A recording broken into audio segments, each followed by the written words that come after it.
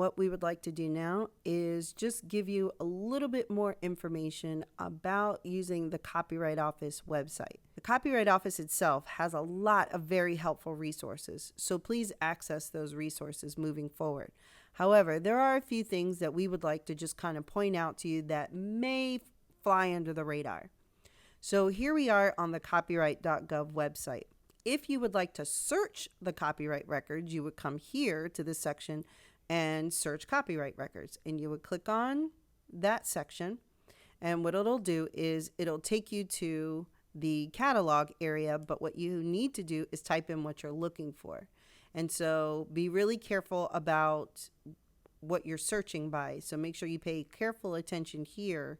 And honestly, you're only going to use either name or title. Chances are keyword isn't going to be very helpful. You probably don't have the registration number unless it was your own work that you're looking for or any of these other items. Now, I usually tell people to stay away from searching by title unless it's something very unique. Because if you type in title, everything registered with that name is going to come up. Keep in mind, this is the Copyright Office.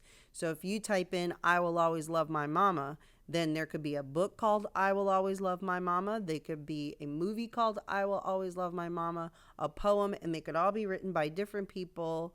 There could be a million different songs with that title and all be very different. So just keep that in mind. So it's usually better to search by name would be my recommendation. So let me just throw something in here. We'll just do, I think I did Imagine Dragons before. So we'll do Imagine Dragons.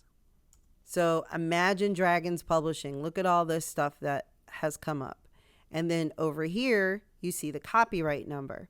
And remember from the lecture, PA stands for Performing Arts. So this is a PA copyright registration.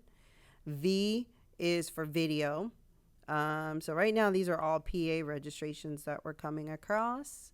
Here's the next page, PAs. So their publishing company was smart and registered each individual song. So we'll come back over here because in another video, I searched the song Believer. So here is the PA copyright registration for the song Believer. And then here are the authors of that registration, the copyright claimant, which will list all of the publishing companies.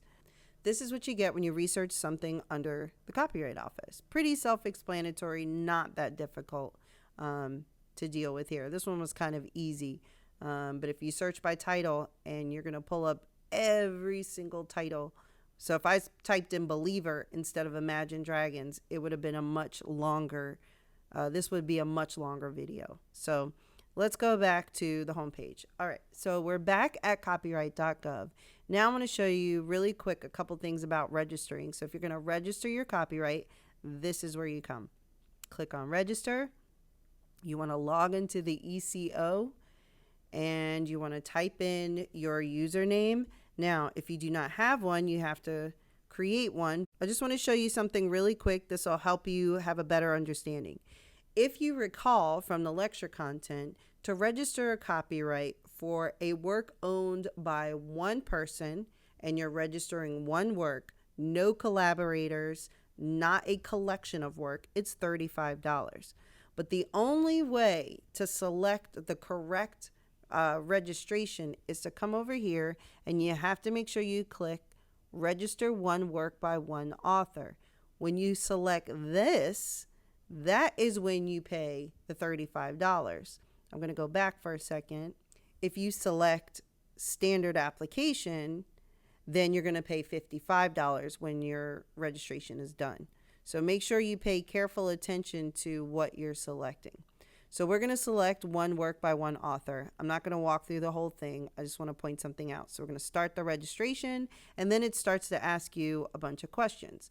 What type of work are you going to register? Well, I'll say I'm registering a sound recording.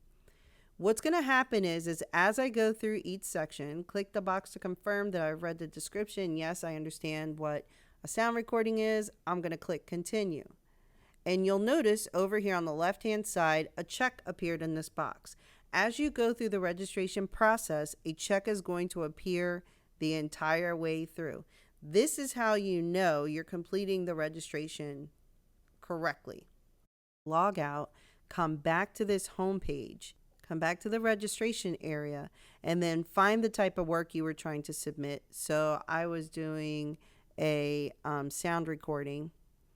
And then over here, you will see that there are tutorials that you can use to help you. So here's a PowerPoint or a PDF, whatever you need, and that should be able to help you.